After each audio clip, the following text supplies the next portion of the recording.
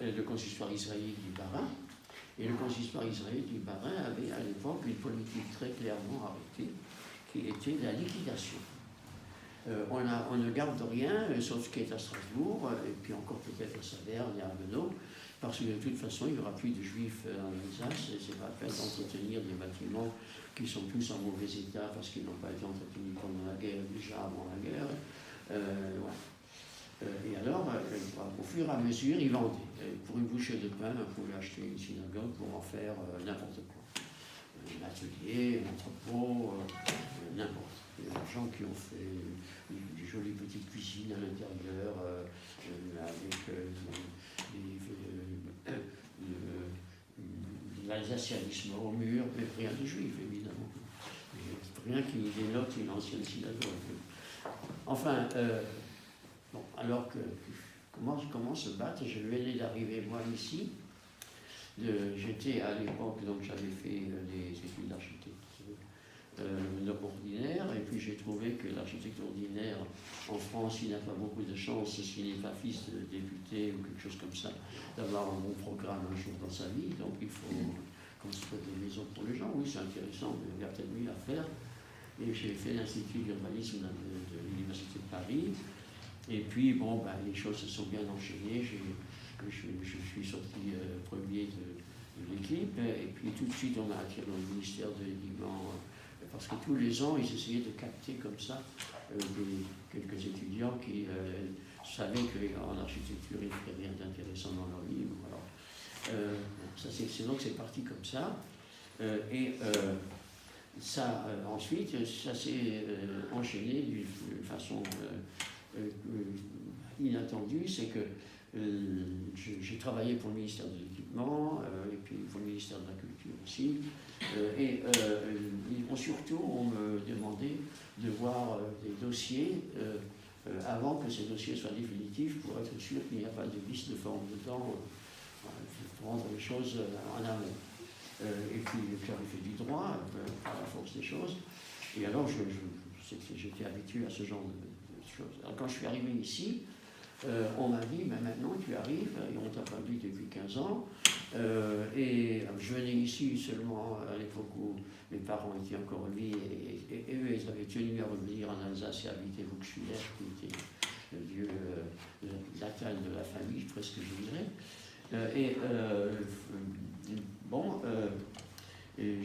J'ai dit, mais est-ce que c'est vrai, ça va être détruit? Ils ont dit, apparemment, oui, on le dit de tous les côtés, ils ont l'autorisation maintenant, ils l'ont vendu à la COP, et la COP va le détruire pour faire un parking pour le supermarché qui existe encore à côté ici, ça fait 2008. Bon, j'ai dit, bon, on va d'abord essayer de vérifier tout ça. Alors je suis allé à l'équipement, et j'ai dit, voilà, je voudrais voir si c'est possible le dossier. Alors ils m'ont dit, oui, mais non, le dossier n'est pas public, pourquoi? Qu'est-ce qu'il y a? J'ai dit, écoutez, je ne sais pas ce que vous appelez public. Si ce dossier n'est pas public, c'est qu'il ne peut pas être approuvé. Est-ce qu'il est approuvé? Est-ce qu'il est signé? Bon, on peut dire qu'il s'est approuvé, mais ce n'est pas encore vraiment signé. J'ai dit, bon, alors vous êtes en faute parce que vous savez être affiché à la mairie, déjà maintenant. Mais je ne comprends pas, qu'est-ce que vous cherchez là-dedans? J'ai dit, je cherche à voir votre dossier, c'est tout. Et vous avez l'obligation de me donner, c'est l'article 30 de la loi du à l'époque, j'enseignais des choses comme ça à l'université, déjà j'étais professeur ça vient du fait qu'après mai 48, toutes les universités voulaient avoir leur formation en aménagement du territoire. C'était une nouveauté. Et moi, il m'avait sous la main, puisque j'étais en Alsace, à cause de la famille encore. Et puis, il n'y avait personne qui connaissait ça. Alors, on m'a dit, il faut que tu viennes. Alors, bon, tu fais un doctorat pour qu'on puisse te recruter comme professeur. J'ai fait ça assez vite. J'avais déjà des travaux de fait qui m'ont servi à ça. Donc, ensuite, on m'a bombardé directeur de l'Institut. Donc, j'étais très accroché sur la d'Alsace. Et à ce moment-là, je me suis rendu compte que c'était pas seulement le bâtiment de Buxwiller qui était visé, c'est tout le patrimoine juif de l'Alsace qui était en train de disparaître. Une synagogue après l'autre, le consistoire avait une politique qui était la liquidation. On liquide. On ne garde rien qu'à Strasbourg, que des choses évidemment, mais puis le salaire d'Argonaut peut-être, mais après il n'y aura plus de juifs, c'est pas la peine d'avoir de synagogue. Et quand ils ne s'étaient pas trompés, quand ils ont dit il n'y aura plus de juifs. Et puis, moi, je tenais à garder mon bâtiment. Alors, je commençais à me battre contre eux.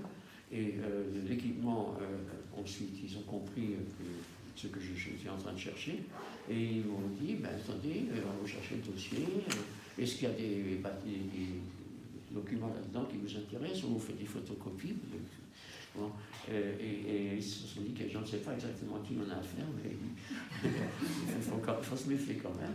Bon, voilà. Alors, donc ça s'est passé comme ça. J'ai emporté une petite pile de copies, et puis j'ai passé 2 ou 3 soirées dessus, et j'ai trouvé, je ne sais plus combien, 3 ou 4 listes de forme, mais vraiment apparents.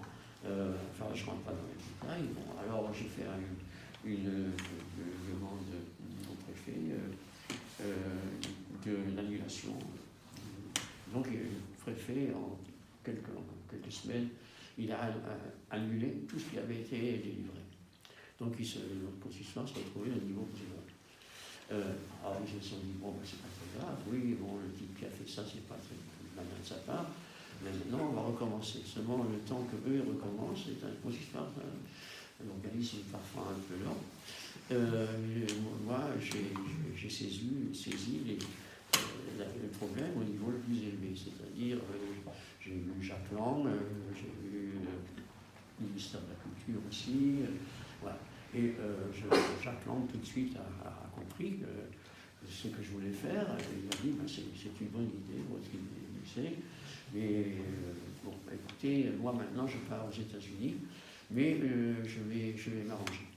Alors, c'est ce fonctionnaire qui m'a raconté ça. Il est arrivé avec une lettre à la main et il a dit, voilà, j'ai parlé là avec quelqu'un, alors il y a cette synagogue qui risque d'être détruite, et il ne faut pas qu'elle soit détruite, vous allez l'inscrire à l'inventaire du monument historique tout de suite.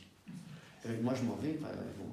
Alors, il y a un des fonctionnaires qui s'est risqué à dire, écoutez, alors oui, monsieur le ministre, on va mettre la procédure en route immédiatement. Il dit, procédure? Pas de procédure. Qu'est-ce que vous voulez? Vous voulez une procédure? Une procédure, vous aurez bonne mine quand vous arriverez à la fin de votre procédure. Les bulldozers auront passé, vous aurez inscrit un bâtiment qui n'existe plus. Hein? Le canard enchaîné, hein? Bon, allez, ça y est. Alors, il a laissé la lettre. C'était une lettre d'un de ses copains à qui j'avais parlé par hasard lors d'une réunion à Paris. Et ça, comme j'avais ça sur l'estomac, j'en parlais un peu à gauche et à droite. Et alors, il a écrit une lettre, en disant il serait tristement tragique qu'une synagogue qui échappa aux nazis tomba sous les coups du consistoire israélite d'Ibadan. Bon, alors, les fonctionnaires, toujours un peu embêtés de faire des trucs comme ça, mais qu'est-ce qu'on fait? Il faut comment les fonctionnaires ne peuvent pas faire n'importe quoi. Hein. Et puis, alors, moi, je suis arrivé là-bas à ce moment-là, et j'ai dit, oui, vous m'avez écrit un mot en disant de passer chez vous, de quoi s'agit-il? Qu'est-ce que c'est cette histoire de synagogue-là? J'ai dit, c'est tout simple. Il vous a demandé de l'inscrire. Oui, mais nous, on est des fonctionnaires, mais que encore vous mêlez de ça. J'ai dit, on vous mêle de ça parce que je vais faire là-dedans un musée juif. Ah bon? Et vous avez trouvé un architecte pour faire ça? J'ai dit, je fais moi-même ça. Et puis, ils ont dit, oui, mais c'est à qui actuellement? J'ai dit, c'est au consistoire. Il dit, mais vous avez de l'argent pour l'acheter? J'ai dit, non, pas un sou. Alors, ça commence bien, votre affaire. Bon, écoutez, nous, Voilà, ce qu'on vous demande, instamment, c'est de nous faire un dossier où déjà vous faites l'avant-projet, tout ce que vous dites, puisque vous dites que vous allez le faire vous, et vous nous faites parvenir ça immédiatement. Mais alors, dans 15 jours, il faut que ce soit ici au plus tard. Parce que nous, on va être couverts. Alors maintenant, on va répondre qu'on ne va pas dire que le ministre nous a dit de faire une chose qui n'est pas légale. On va répondre, nous avons appris entre-temps qu'un musée allait être installé dans ce bâtiment et nous sommes en droit de ne pas autoriser sa démolition. Voilà. Voilà. Alors ça, c'était prévu. Après, bon, il y a eu toutes sortes d'histoires parce que ça s'appelait, ça s'appelait pas musée, ça s'appelait écomusée. Parce que ça ne pouvait pas être financé au titre de musée parce qu'il y avait quelque chose qui ne collait pas. En particulier, un musée, il faut qu'il y ait une collection. Il y a un conservateur qui conserve les collections, mais il peut les exposer, il ne peut pas les exposer, mais il doit s'occuper des collections. Très bien, alors, je suis retourné chez mes boucles, là, j'ai regardé leur dossier, j'ai dit, ah, tant mieux, ça y est, bon, alors ça va, maintenant, nous, on est tranquille. Bon, alors maintenant, il faut aller chez la dame là-bas, à côté, et faire enregistrer votre dossier. J'ai dit, bon, je suis allé avec mon dossier. Alors, qui m'a dit,